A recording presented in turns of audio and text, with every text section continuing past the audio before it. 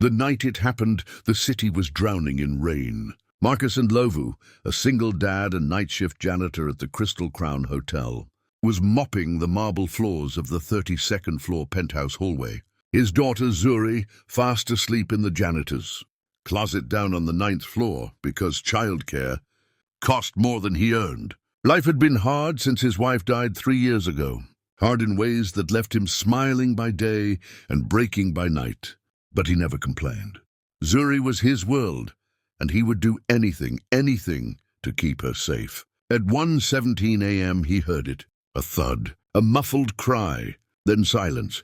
It came from the penthouse suite, the one no one was allowed to enter, the one belonging to Ariella King, the youngest female billionaire in the country, owner of King Laboratories, a woman whose presence made news, headlines, and whose security cost more than most buildings. Marcus froze. His training told him to call security. His instincts told him to run, but someone inside that room was in danger. He felt it. The hallway was empty. Security wouldn't reach the 32nd floor for at least 4 minutes. 4 minutes could mean life or death. Marcus took a shaky breath, grabbed his master key card, and swiped. The door slid open. At first, he thought the room was empty. Then he saw her, collapsed by the window, gasping, her face drained of color, her lips turning blue. Ariella King. Her hand clutched her throat, struggling for air. She wasn't choking. She wasn't hurt. She was going into anaphylactic shock. Marcus dropped to his knees beside her. Ma'am, can you hear me?" Her eyes fluttered weakly. He looked around. No EpiPen in sight. No allergy kit, nothing. Her breath hitched. Her pulse fluttered like a trapped bird. She didn't have 4 minutes. She didn't have one. Marcus had read about this, how someone could die from lack of oxygen in minutes. He pressed on her chest, checked her airway, tried to clear her breathing, but her throat was swelling shut. She couldn't breathe. She was dying. Then he remembered something, the emergency CPR course he had taken years ago.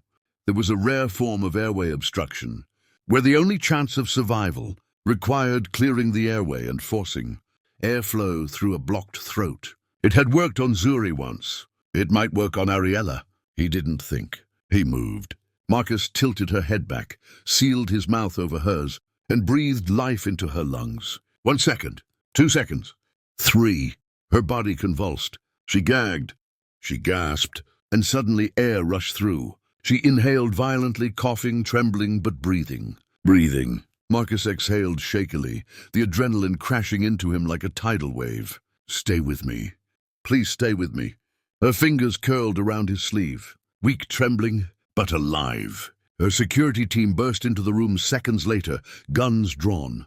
They froze, because there, on the penthouse floor, the billionaire heiress lay in the arms of a janitor, his lips still inches from hers, her hand still gripping him, as though he were the only anchor left in her world. The room went silent. The next morning, Marcus was certain he would be fired. Maybe arrested, maybe sued. Men like him didn't touch people like her, not for any reason. He waited anxiously in the staff room, his uniform still damp from last night's rain, clutching a wrinkled photo of Zuri for strength. Then the door opened, and Ariella King walked in. No security, no assistance, just her. She wore a simple cream suit, her hair tied in a low bun, her makeup soft but flawless. She looked nothing like the coughing, dying woman he'd held the night before. But her eyes, those electric gray eyes, never left him. "You saved my life," she said simply. I'm sorry," Marcus stammered. "I know I crossed lines. I know I wasn't supposed to." "You saved my life," she repeated, stepping closer. "You're the reason I'm standing here, the reason I can breathe. Marcus Ndlovu. How can I ever repay that?" He shook his head immediately. "Please don't. I did what anyone would have done." Her eyebrow lifted. "No, anyone would have called security. You acted. You treated me like a human being, not a headline." She studied him. He suddenly became very aware of his cheap shoes, his faded uniform, and the calluses on his hands. "I want to know your full story," she said. "Everything."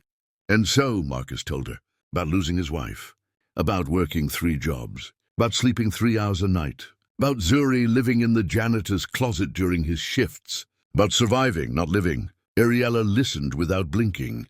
When he finished, she said nothing. She simply sat there, eyes filled with something he couldn't name. Then she whispered, "You remind me of someone I loved." Marcus looked up sharply. "Who?" "My father," she said. He started with nothing.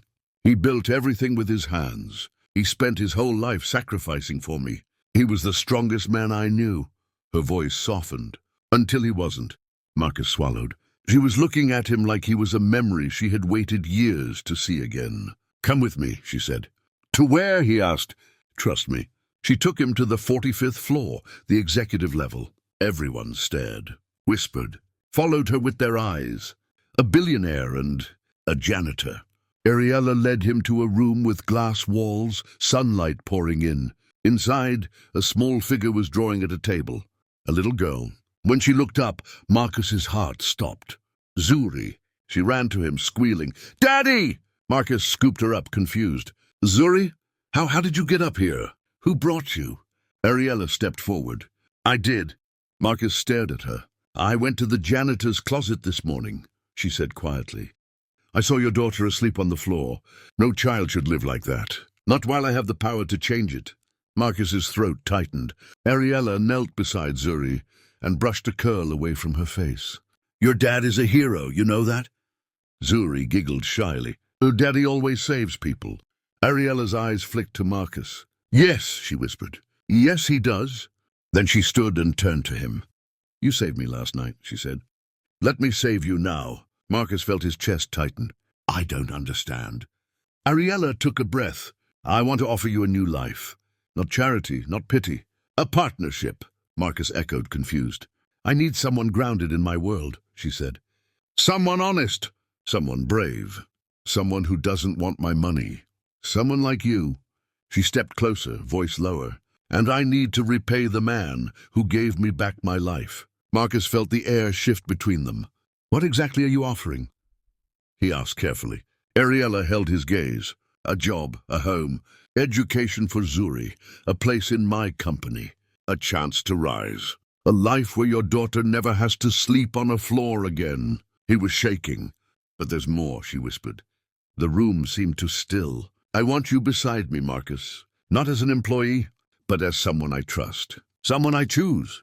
Their eyes locked. The memory of last night's life-saving kiss hung between them like electricity. A kiss that wasn't romantic, but had tangled their fates forever. Marcus exhaled shakily. "Ariella, why me?" Her voice trembled. "Because when I was dying, the last thing I saw was your face. And when I woke up, it was the only face I wanted to see again."